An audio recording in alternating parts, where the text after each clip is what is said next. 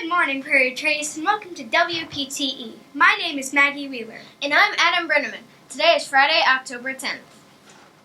Let's start our morning out with a little humor. That's a great idea. Adam, why did the boy eat his homework? I don't know, Maggie. Why did he eat his homework? Because his teacher told him it was a piece of cake. That's a good one, Maggie. Now I'm hungry. Let's see what's on the menu for lunch today. Today's lunch is French toast sticks, pork sachets, grilled cheese, popcorn chicken salad, garden salad, and steamed broccoli. Sounds delicious, Adam. Now let's turn it over to Michael Cranley, who is standing by with Mrs. Ship. Thanks, Maggie and Adam. I'm Michael Cranley here with our principal, Miss Ship. Thank you for taking time to answer a few questions. Sure. If you had $1 million to give away, what would you give it away to? $1 million. Well, I would probably break it into chunks, so I wouldn't give all of the money to one place. I would want to give it to several different places. And I definitely think I would lean on giving it to research or hospitals that have very special meaning to help find cures for illnesses that we don't have cures for yet. So I know a lot of people, kids in my lifetime that I have gotten to know that have had some medical issues, and I think I would probably donate it to those areas so a cure could be found for their illness. And if I had a little bit left over, I would definitely want to put in a mini sky zone in our playgrounds. Thank you very much. What was your first paying job? My first paying job. Well, when I was a little girl, I loved kids. I loved little kids. So I would go around the neighborhood and try to be a mom's helper, which I would help moms. Back in those days, we would hang laundry up on the lines to dry, and I would babysit the kids in the yard and play with them because I wasn't old enough to babysit yet, and they would give me 50 cents to play with the kids while they did a lot of their chores and hang their laundry up. So that was probably the first time I ever got paid. That's what I would do too. What is the strangest food you've ever eaten?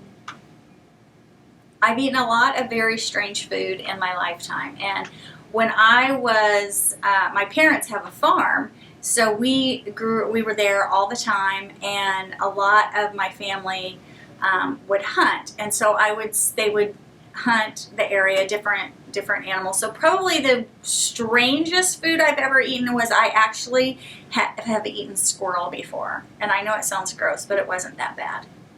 Oh. What Olympic sport would you like to try?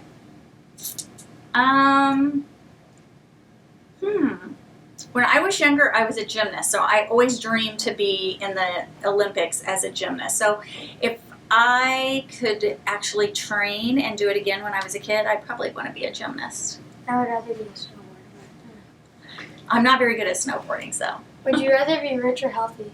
Definitely healthy. Definitely healthy without even a question. But if you were rich, you could pay for your health. But if you're not healthy, you don't get to enjoy your money. So I'd have to definitely pick health. Who taught you how to cook? Oh, I have a lot of women in my family. My mom has 12 brothers and sisters. And we grew up with a very big family. I have 65 cousins, first cousins. So there are a lot of women in our family, and they cook from scratch, everything. So when I was growing up, you had to learn how to cook. So my mom has taught me the most, but my grandmother has too. And actually, I have big, heavy frying pans that I use in my kitchen that were my grandmother's, and some of my aunts have given me over time. So I would definitely say all the women in my family have taught me how to cook. But that was a mess. Not too messy, but I'm a really, really good cook. Thank you, Miss Ship, for taking time and answering these questions. Sure, thank you. Now back to you in the studio.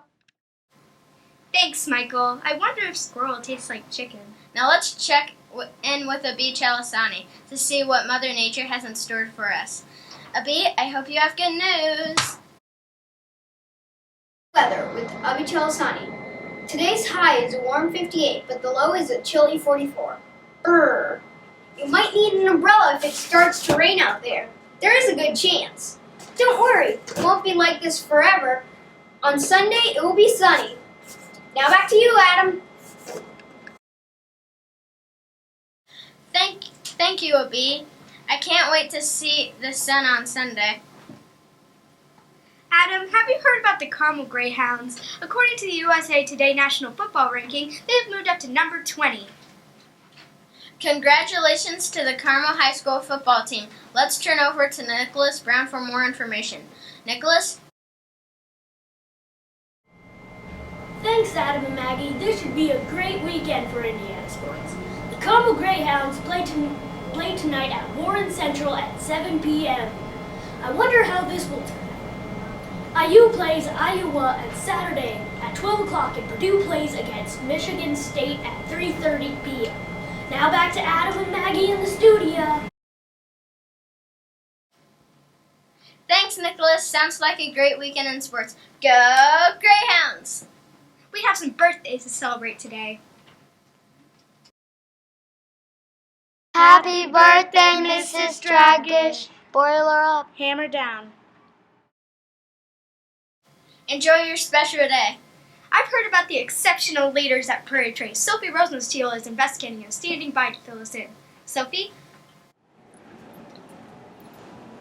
Thanks, Maggie. I'm here with Colin Fettig from Mrs. Peasley's class. Colin was reported as thinking win-win last week at recess. Colin, can you tell us a little bit more about that?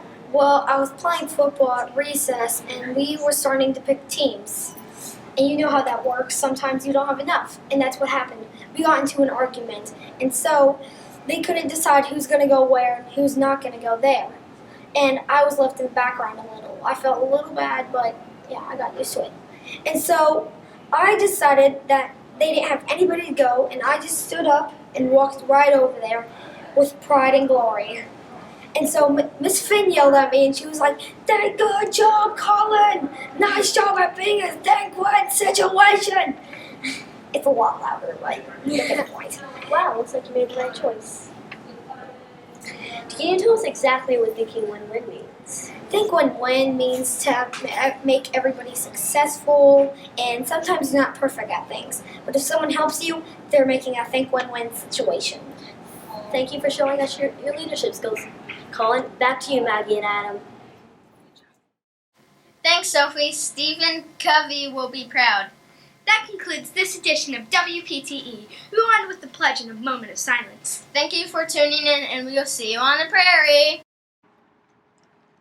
I pledge allegiance to the flag of the United States of America and to the republic for which it stands, one nation, under God, indivisible, with liberty and justice for all.